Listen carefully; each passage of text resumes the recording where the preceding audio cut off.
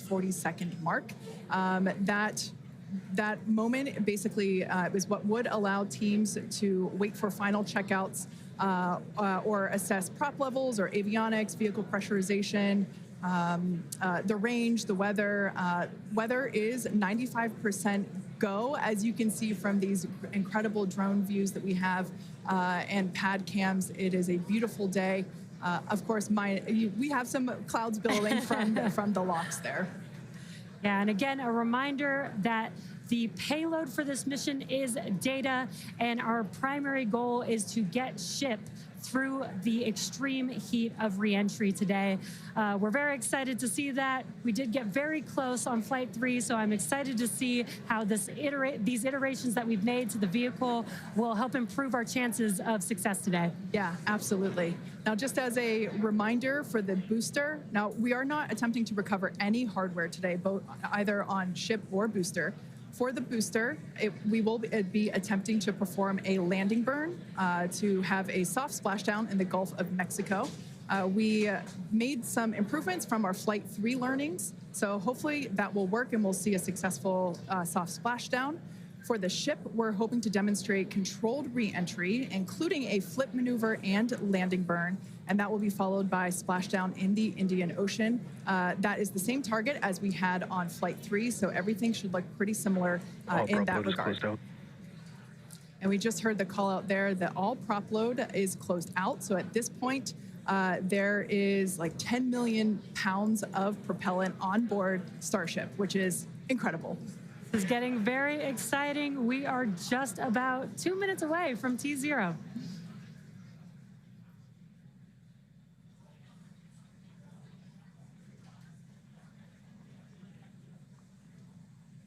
And as Jesse just said, we are under 2 minutes away. So prop load is complete. All the fill drain lines into ship and booster have closed. Right now we're doing the pushback, so clearing out all those ground lines of propellant, and that'll be completed over the next couple of seconds. We're coming up on that T-40 mark. Again, not planning to hold. If we do, or if we get a hold after we pass it, we can snap back to that T-40, and then we can stay there for about 30 minutes or so if any other issues crop up. Once we pass T-40, a lot of things happen, both on the vehicle and the ground. It's running a lot of its own self-checkouts, venting different tanks and pressure lines throughout the vehicle. We essentially built that 40 seconds as that's about how much time it takes for the vehicle to take all of those actions, which is why we hold there. But all of that happens automated. You do a final checkout of the TVC, the thrust vector control, how we're going to steer. And then we see liftoff. So we're under a minute away.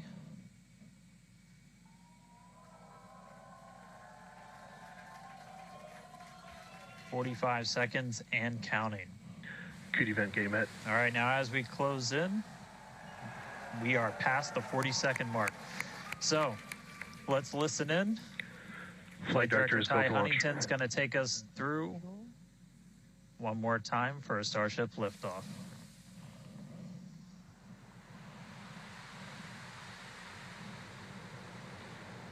T-minus 15. 10, 9, 8, 7, 6, 5, 4, 3, 2.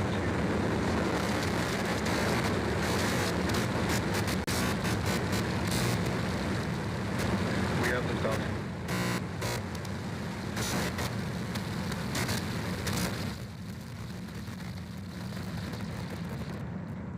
Vehicle is pitching downrange.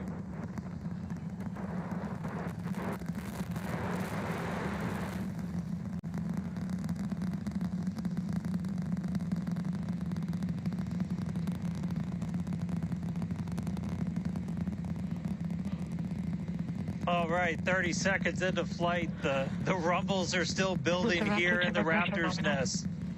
We're seeing 32 out of 33 engines lit on the Super Heavy right now. Coming up shortly is going to be max Q, that maximum aerodynamic pressure as we go uphill on the vehicle.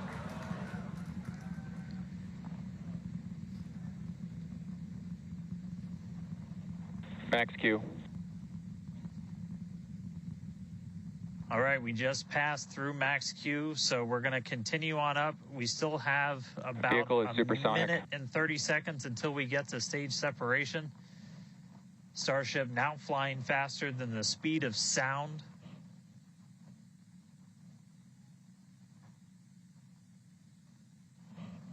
All right, so you got a couple of views. You got some ground trackers in your top camera there. You're looking down from the top of the booster in the bottom left, and then a camera in the top flap of the ship looking back in the bottom right, so getting a couple of different looks as Starship heads uphill. Once we get the hot staging, a lot of things happen all at once simultaneously. We're going to light the engines on the ship, starting with the RVACs first, and then the 3 center sea level engines before we're separated. All of that exhaust gets plumed out the side of the hot stage, and then the ship will separate itself. All but the 3 center engines on the booster are going to shut down, so the booster never stops its thrust while we go through this hot stage maneuver. After that, the booster is going to do its flip, start heading back, and then the ship will be on its own power on its way to space. So that should be coming up in just about 30 seconds from now. As of right now, still looking in like 32 out of 33 Raptors lit on the booster. And we'll start to see those stagger down. They're going to turn off in banks, so you'll see the lights on the bottom left screen of the engines that are active start to turn off in different groups, and you'll see those 3 center ones lit. Booster engine cut off. Ship ignition. Stage separation confirmed. Boost back burn, start up. Acquisition signal, Houston.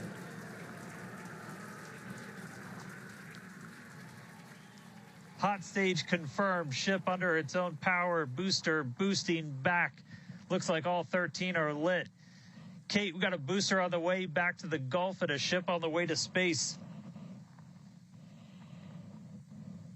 Acquisition signal, status. Ship chamber pressures are nominal. Ship power and telemetry nominal. All right, the first stage currently performing the boost back burn. This is expected to last a little over 1 minute. This propels the booster back toward the coast, taking it to a landing in the waters of the Gulf of Mexico. As you can see on your screen in the bottom left-hand corner, we were only using the 13 center engines from here on. Boost back burn shut down. Heard confirmation there of good boost back burn shutdown. H2 tank pressures are nominal.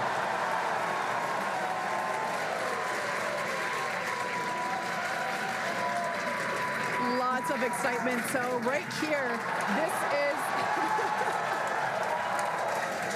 this is our view of the jettisoned hot stage. As we mentioned, this is a temporary fix to help reduce the weight of the booster, the Super Heavy booster. Future iterations will have a lighter weight integrated hot stage structure that won't need to be jettisoned. Now, after we jettison that hot stage, the booster will begin to attempt its water landing in the Gulf. In the meantime, the ship will coast for about 40 minutes or so up to an altitude of 214 kilometers. And after its coast phase, it will attempt a controlled reentry, including a flip maneuver and a landing burn, just before splashing down in the Indian Ocean. But as a reminder, we are not attempting... Trajectory nominal. Good news there. Trajectory is looking good for the ship, which is on the right-hand side of your screen.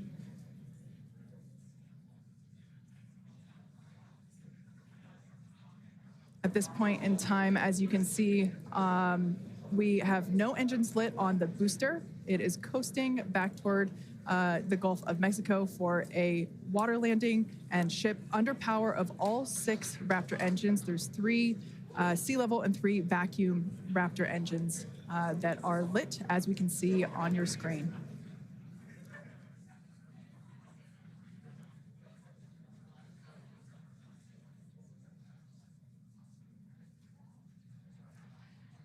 These views have been looking incredible. Super Heavy has been performing beautifully today. And you can hear the crowd is very excited about it. As a reminder for booster, the primary goal today is to do a landing burn and a splashdown in the water. And we are just about 30 seconds away from that landing burn expecting to begin. And an incredible view from the forward portion of the booster. This is basically on top of the Super Heavy booster where we have jettisoned that hot stage. So now we can see this incredible view of Earth as it's making its way back down to the Gulf of Mexico. Right now, the booster is using the 4 hypersonic grid fins to guide itself through atmospheric re-entry. And we are expecting that landing burn here.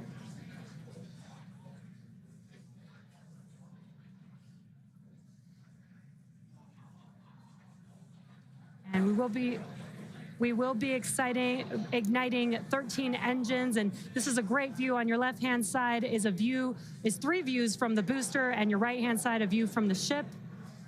And you can see those grid fins on your left-hand screen rotating and turning to guide the booster, and there's that landing burn.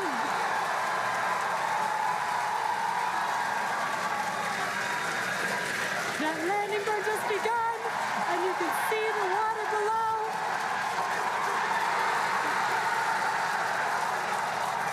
And we have splashdown.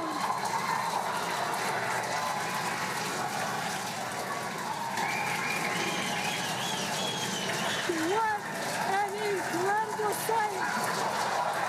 Congratulations to the SpaceX team!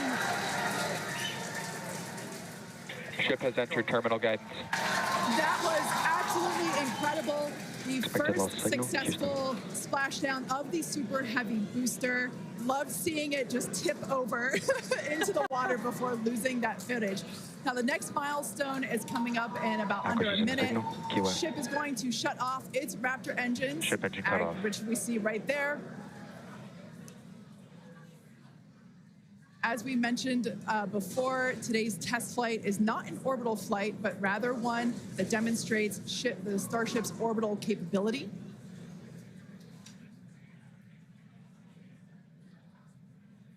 So right now, we are under power with just the 3 center Raptor engines. Expecting those, and just there, we could see that those have also successfully cut off.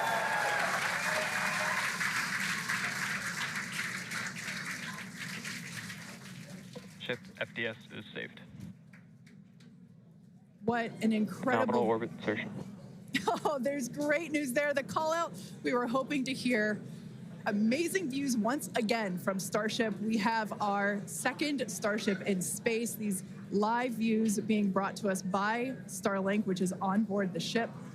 Dan, what an incredible view we have once again. So exciting. We got another ship in space. I'm like still jumping up and down. Expected loss signal. This whole building was going absolutely insane when we saw the booster hit the water. I mean, wow. Congrats to everybody that's just been putting in insane amounts of hours on everything to make this thing a reality.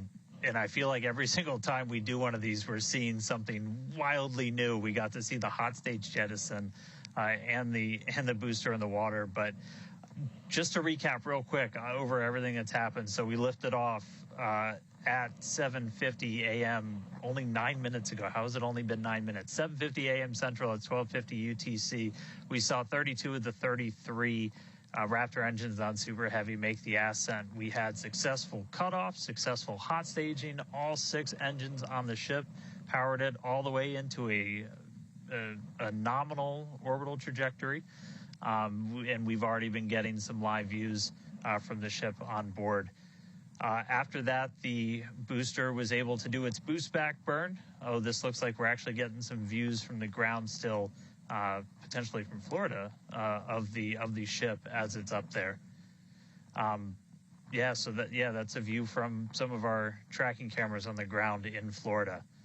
But the ship, we just heard successful orbital insertion, so it's right where it needs to be and is now going to continue on its way to coast until it comes to reentry. But I mean, the booster, successful boost back burn, jettison the hot stage, and then a landing burn. It looked like we saw 12 of the 13 engines light up, and then that first ever soft splashdown in the water. So a whole lot still to come. Ship now on its way to its primary objective of entry. That's going to be coming up in just under 40 minutes from now. So a lot still to come, but wow, what a 9 minutes to start this mission off. So can't wait to see what entry is going to show us, but that launch was incredible. Back over to you, Jesse and Kate. Wow. I am still trying to catch my breath here. That was some incredible views that we have never seen before. It has been nonstop since liftoff, and with the booster having completed its job for the day, we're going to take a short break for about the next 28 minutes, and we'll return while we're going to take a break while the ship is continuing to coast before re-entry. Exactly. As with Flight 3, Starlink may enable us to talk with the ship through re-entry with no communication blackout. We are still testing Starlink during this phase of flight, so of course nothing is certain. However, if we do have views, we will be sure to bring those to you live, views such as the one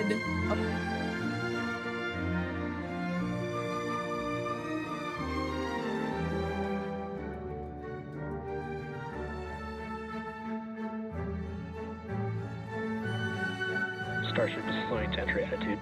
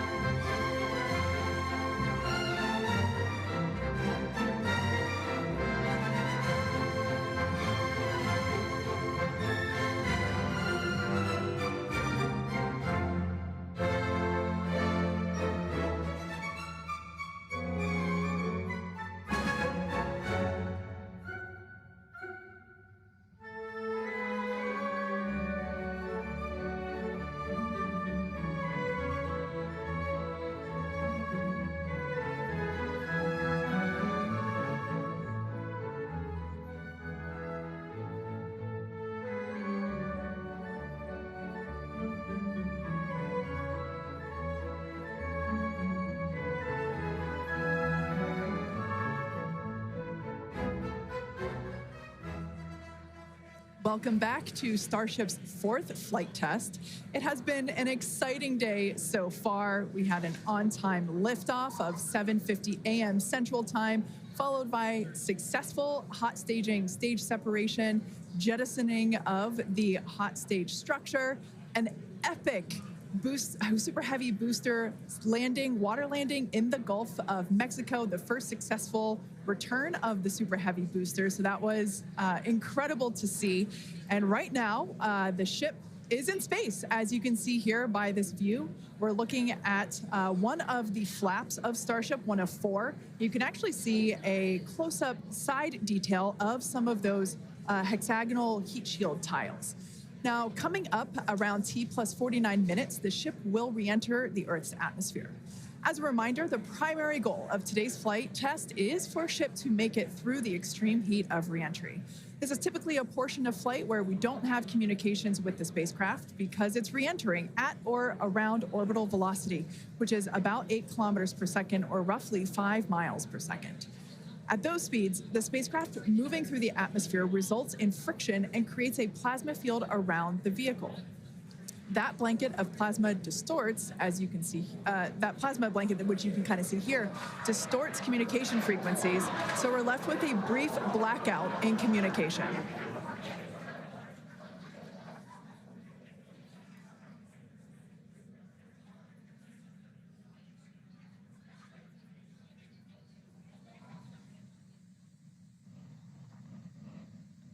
Yeah, that's right, Kate. And Starlink's what's really allowing us to capture as much data as possible, especially through this reentry.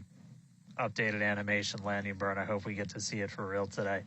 But these live views that we're getting now and we're going to continue to get are through Starlink. That's going to allow us to get as much data as possible, which we've said it before. We're going to say it 9,000 times. The data is the payload on these flights. So as much as we can learn, that's just going to pay dividends on all of our future flights and help us get Starship to an operational phase.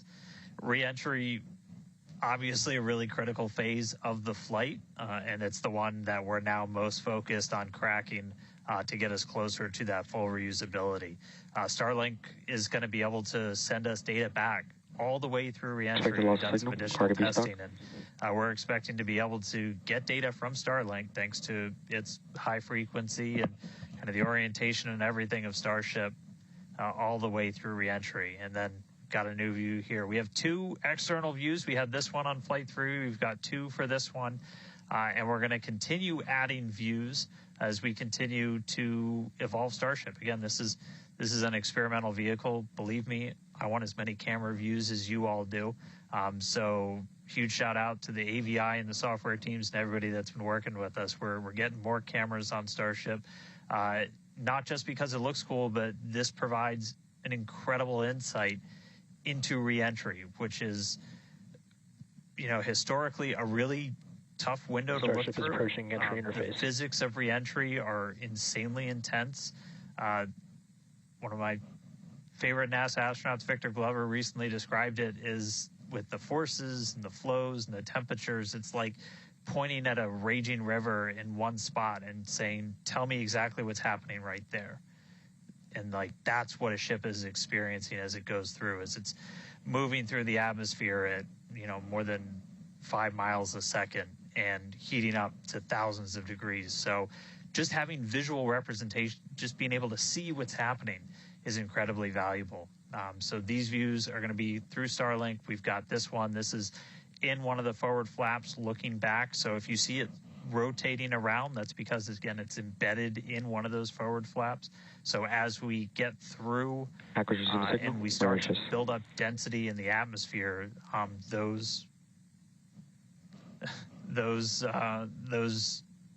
this view is going to move around as the flap does. And then the other one we had a little bit earlier is looking at one of the other forward flaps on the other side. Eventually, we're going to keep adding more cameras to Starship, get a couple of different views from the outside of all the different areas, and then also eventually to be able to see payloads once they're deployed. So a lot more exciting stuff coming up in the future. But right now, we're getting closer to re-entry. Again, we're going to be moving at hypersonic speeds at more than 5 times the speed of sound. We're going to see that plasma start to build. So, Kate, Jesse, excitement coming up. Yeah, as you can see with that view on your screen, again, high def brought to us by Starlink. We can see the plasma beginning to build as the ship is getting closer to the Earth's atmosphere. Now, let's talk a little bit about how Starship will survive re-entry, hopefully, and control itself. Exactly. We've been talking about this entire flight test. There's 18,000 hexagonal ceramic tiles surrounding the bottom portion or the Earth-facing side of the ship. Through 100 kilometers altitude, good altitude for entry. Great call outs there. Now, during atmospheric reentry, the vehicle is going to see temperatures as high as 2,600 degrees Fahrenheit or over 1,400 degrees Celsius. So those tiles are there to help protect the vehicle from this extreme heat. Yeah, and the flaps will help control it. Now, one noticeable difference I see immediately, those flaps are not moving as much as they were on Flight 3. So that is a great sign, right? We had unplanned loss of roll control on Flight 3, so we added some additional thrusters, and we can see that they're working well, and we have a much more stable view. So those flaps, there's 4 of them, 2 at the top and 2 at the bottom. They're made out of stainless steel, and yeah, they help steer the ship, which, as we can see, the plasma continuing to build. Now, if the ship survives re-entry, it will have to perform a flip maneuver as well as a landing burn. We saw this demonstrated in a couple of high-altitude flight tests back in like 2020, 2021. Similarly, temperatures increasing on the nose within expected ranges. Great news there. It sounds like the temperatures that we are getting during this point, which again, we usually don't get during spaceflight because of this plasma. We're getting this live. This is a great news. So similarly to, for example, the serial number 10 test that we saw a couple years ago, we're hoping to duplicate that again today. Hopefully we will see it live. And basically the 3 center engines of the ship will reignite and gimbal or point to help flip the ship until those engines are pointing down so that it can land vertically using Raptor's thrust. And as you can see, even from the beginning of the program, we've designed Starship to land on Mars where there are no runways or other humans to help out. We also want rapid reusability, so we're doing... The vehicle is passing through 85 kilometers altitude. The flaps have control of the vehicle. Great news. Flaps have control of the vehicle. That's exactly what we want to hear for this flight test. Yeah. Again, we are going to be doing a propulsive landing instead of a more traditional means like parachutes. And we are expecting re-entry to begin here in just about a minute. Re-entry, an awesome view that we have here. Starship remains on a good entry trajectory. This is the same view that we had when we first returned from the coast phase. Again, this is looking at the side of one of the flaps. It's incredible that literally at the bottom of this picture, we're basically looking through plasma, which is just absolutely mind-blowing. Wild, very wild. Now we are expecting entry to begin here in about 30 seconds or so. Entry to splashdown is expected to last about 6 minutes long. And that flip maneuver should occur around about 10 minutes before splashdown. And such incredible views that we're getting. Approaching peak heating region. Great call outs there. Yeah, these views are absolutely astounding. Nose temperatures continue to rise within expected region. And in your bottom right-hand corner, you can also follow along with the altitude of ship as it's returning back to Earth. So once again, this view is basically looking down into the plasma blanket that is building up around the exterior of Starship.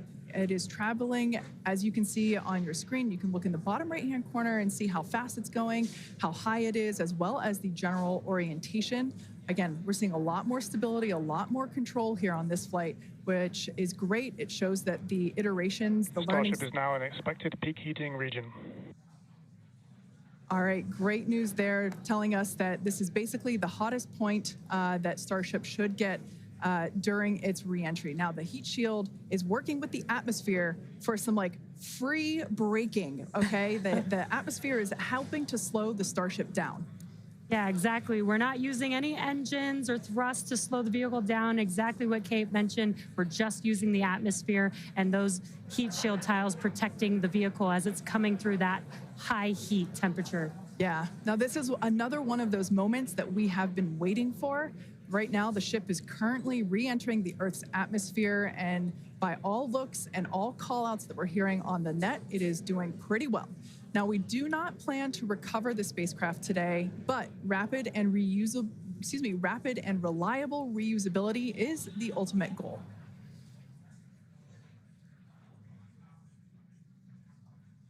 And just pausing to just take in this incredible new and different view that we're seeing. We did get a similar view in Flight 3, but again, the vehicle did lose a little bit of its control, attitude control, and this is a very stable view. This is great. This is exactly what we want, and we are hearing that we're getting expected call-outs. Mm-hmm. Absolutely. Starship is seeing half a G of acceleration, remains on a good entry trajectory. You know, it's incredible to look at this photo and wonder, wait, is it real? Is it frozen? You know, we can see so I was just going to say Those temperatures have stopped increasing. Oh, that is great news. The temperature is no longer building. But I was saying, like, we have a little bit of indication there. We can see that streaking that occurs and tells us that this is indeed a true view. So once again, we are looking basically through the plasma that is building up around the exterior of the ship.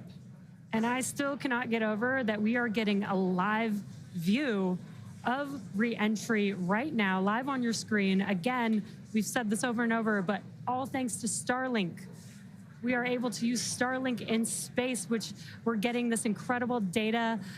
And not only just the data from the sensors, but getting live imagery of what is actually happening, which is great, which we've never been able to do live before. Right. Now, just a quick future outlook here. So in about, let's see, at T plus about 1 hour and 2 minutes, we should hear a call out for entry transonic.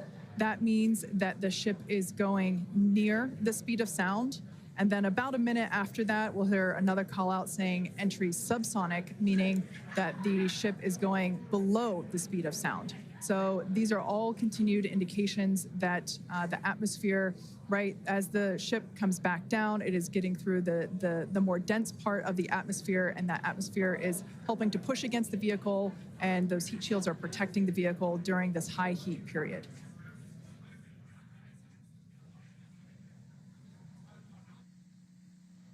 Yeah, Kate and Jesse, we're starting to see as the atmosphere gets denser, you're starting to see a few more particles make an appearance in the plasma there. You can see you're looking down at the aft end of the ship in the top left, and you're seeing essentially the flame build up as we go through reentry.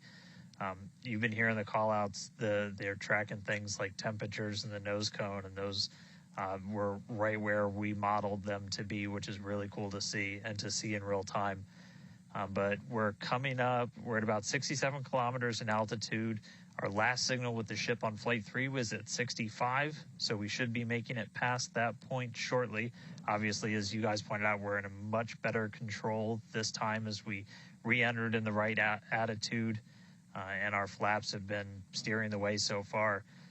Once we get through transonic, that's when you've got essentially Raptor landing bird.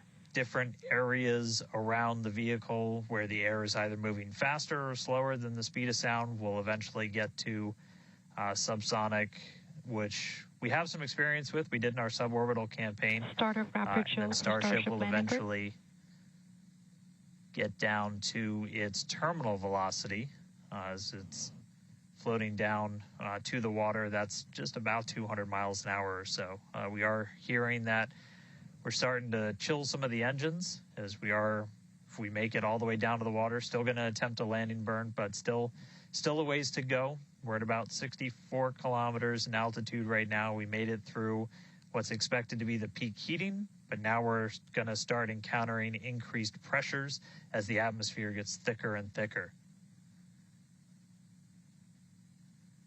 So we're at 63 kilometers, so we've already made it farther than we did on our last flight when that last signal was coming at 65 kilometers. So again, what we're really looking at here is the performance of the heat shield, of the flaps, of the seals in the flaps. There's just a whole bunch of different areas that we're keeping a really close eye on as we re-enter.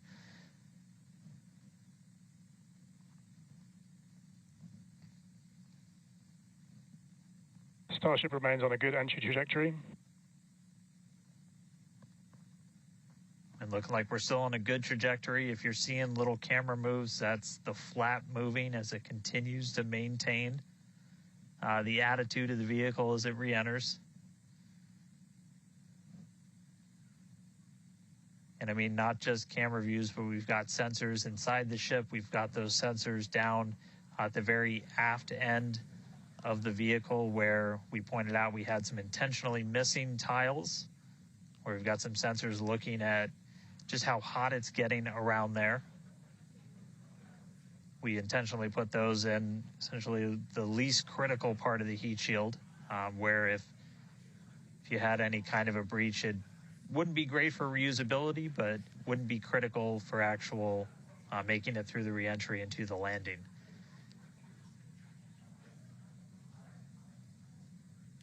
"58 kilometers, we're continuing to descend. Again, right now we are over the Indian Ocean. We're actually getting closer and closer to that expected splashdown point, which is just to the off the northwest corner of Australia.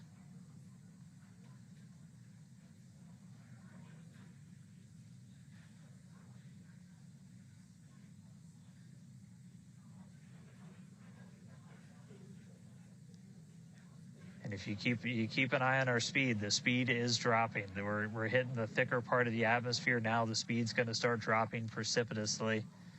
We're going to start getting to transonic pretty soon, and then after that we'll get into subsonic, where we're moving less than the speed of sound. But wow, what a light show so far.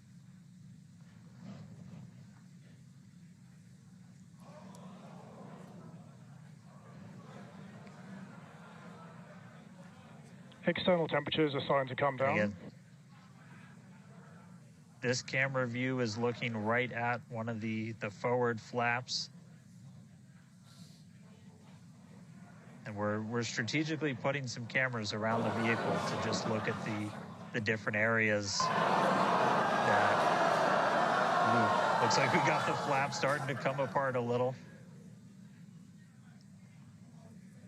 Yeah, it does appear that we have a little bit of burn through there. We can see pieces of the vehicle flying off. What a show it has been. It's been like watching Interstellar or something. This is wild to see this, but the ship is still coming down, which is incredible to see. How far can it go? That is the question. Keep your eye on the altitude in the bottom right-hand corner. We're at 54 kilometers right now. Now, ultimately, the data is the payload today. We've been saying it multiple times. Our teams are sitting, reviewing this data live, learning where the hot spots are. As you can see, there's an obvious hot spot there with the flap, and learning how we can improve this design. The goal was to get as far through this high heat re-entry as possible.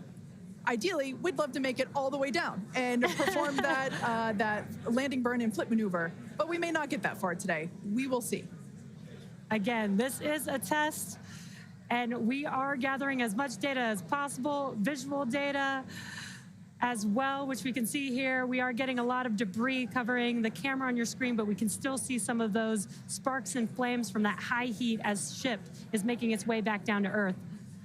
Ship now at 50 kilometers and closing. The good news is we still got, looks like that camera lens just cracked. It's safe to say ship's getting a little beat up, but that's to be expected on a test flight. We are still learning how to improve the ship for total survival and recovery of the high heat reentry. I'm honestly impressed that we're still getting this live view despite how much debris is coming off of this flap right now. The crowd very excited to see that view, despite not being able to see very much. The fact that it's there tells us the ship is still alive. Yes, and collecting data, continuing to collect data as we get closer and closer to Earth. Yes, now 30 kilometers, now 29 above the Indian Starship is Ocean. at 30 kilometers altitude, Mach 2. Sounds like the vehicle's traveling, as we just heard, Mach 2, which is, looks like we might, I thought maybe it might clear up. It is a little bit now at T+1 hour, 3 minutes and 13 seconds into Starship Flight 4, hoping that the ship can hang on. It's probably potentially hanging on by a couple of bolts and threads, but it's still going, and that is excellent news. That deceleration is looking incredible. We're about to go under 1,000 kilometers per hour. Yeah. Starship is at 20 kilometers altitude. Now, keep in mind that even though we can't see anything, the data itself is what we really are. Starship is subsonic. Subsonic, they're telling us it's traveling below the speed of sound.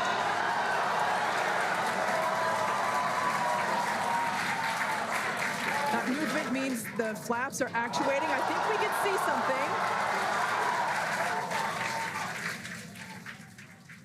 This is a nail biter. But we are, unfortunately, we can't see through the lens, but we're still getting the feed. Starship is now 11 kilometers over the ocean. All this data is incredibly important. Even if, you know, it breaks up right now. Okay, we can see that flap actuating through the glass. Starship is passing through 10 kilometers altitude. Okay, the next milestone will be initiation of the flip maneuver and landing burn.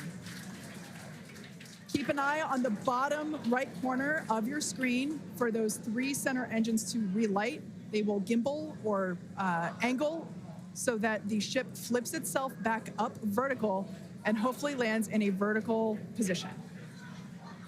And the crowd is very excited to get this view of that flap still maneuvering. Starship is passing through 5 kilometers altitude.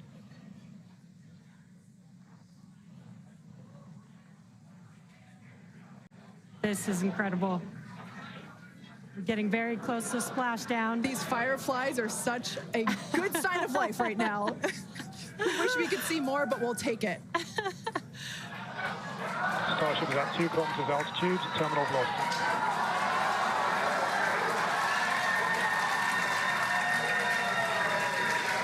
Landing burn startup for Starship. All right, good news there.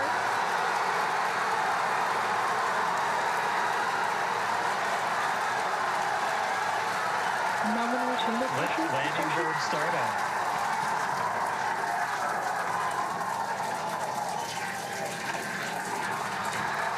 Starship is in landing burn. Landing burn shutdown. The landing burn shutdown was commanded.